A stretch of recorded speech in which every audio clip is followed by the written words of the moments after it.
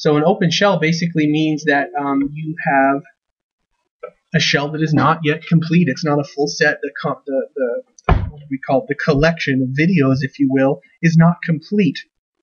And remember that complete collections are what make us happy. That's why we strive for them. So you can basically, for the first 3 rows, just use 2, 8, and 8 to tell if it's full.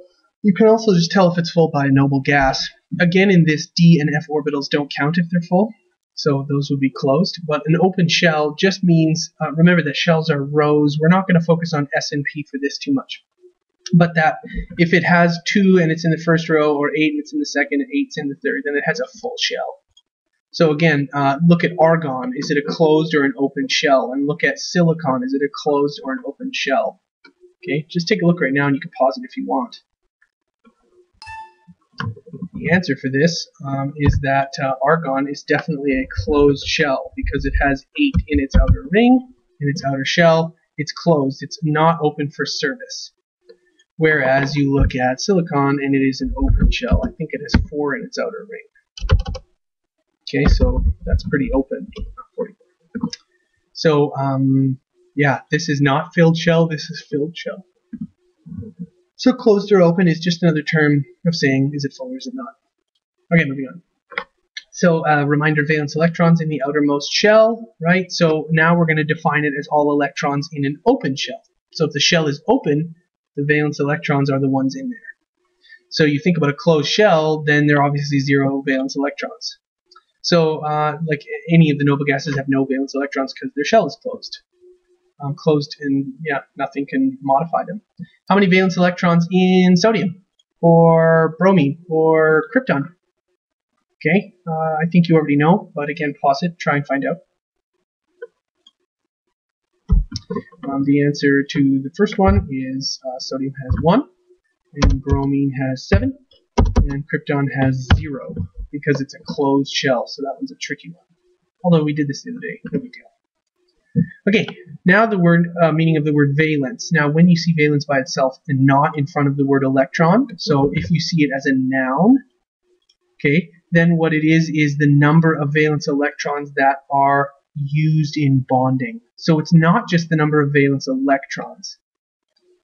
Okay, it's not just valence electrons. It's the ones that are used in bonding.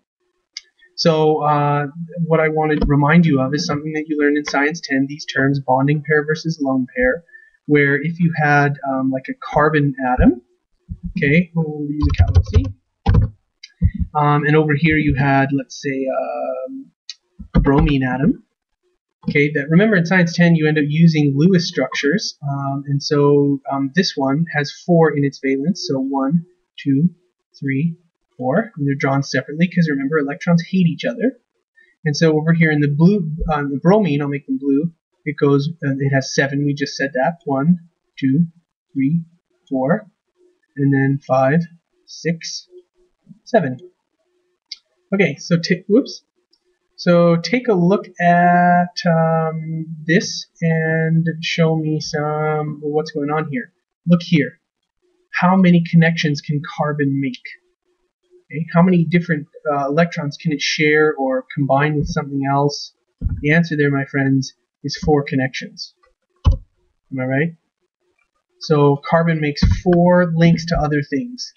So it can create 4 bonding pairs. Now when a hydrogen comes, let's say, over here, and it's going to have an electron too, and these two will be shared in what's called a bonding pair. Okay, whereas when you take a look at bromine over here, how many connections can it form? Well, it only forms 1 with this one. These ones are already happy. These ones, as a reminder, are called lone pairs because they do not bond. They're already doubled up. Okay, so the difference there is that carbon can create 4 connections, bromine can create 1 connection, and that's what we mean when we say the word valence. So the word valence is aka the number of connections that one atom can make. Okay, so with carbon the valence is 4, and with bromine it's 1. The other way you can say that is that it could be, you could describe it as the number of unpaired electrons.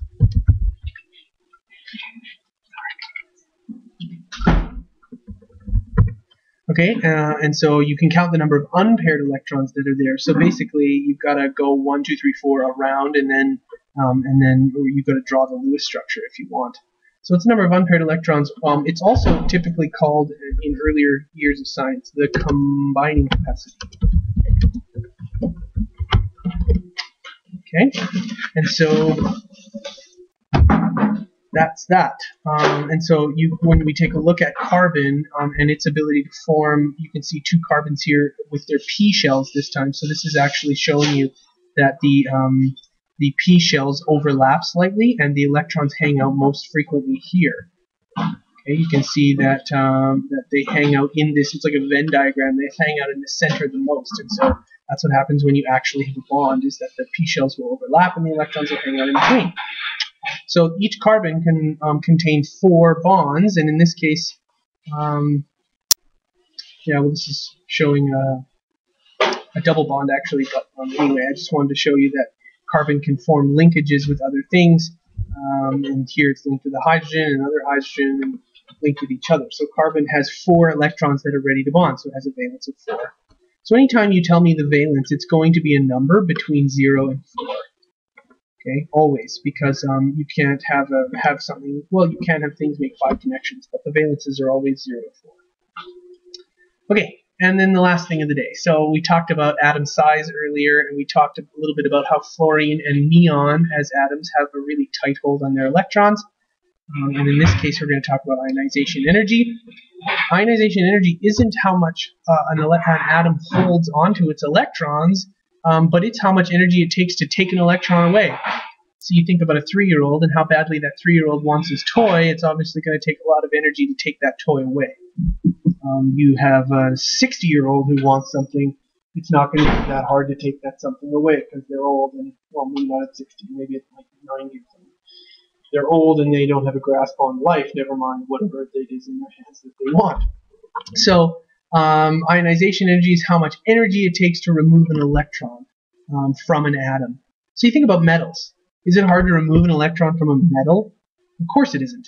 You think about a non-metal. Is it hard to remove an electron from them? Yes, it is. So I want you to think about how much an atom wants to get rid of an electron. Metals typically do. They're like, hey, someone take this electron, please. And it'll take a small amount of energy to take that electron away. But then you think about an atom that wants to hold on to an electron. It takes a large amount of energy to take an electron away. So it's kind of like stealing energy. How much energy is it to steal an electron from you? Whoops. So I want to bring you back to this picture, not that one, yeah, that one. So this picture here about the tighter the atom has a grasp on it, the harder it is to steal an electron, I mean. So you think about atomic size versus ionization energy, and what's the pattern there? What's the ionization energy of this guy down here? Is it a lot of ionization energy or small ionization energy? And then I want you to think about the pattern of ionization energy for fluorine. Is it small or is it large? I'm going to leave you with that question. Okay? Good luck on Monday. You're going to come in and do some questions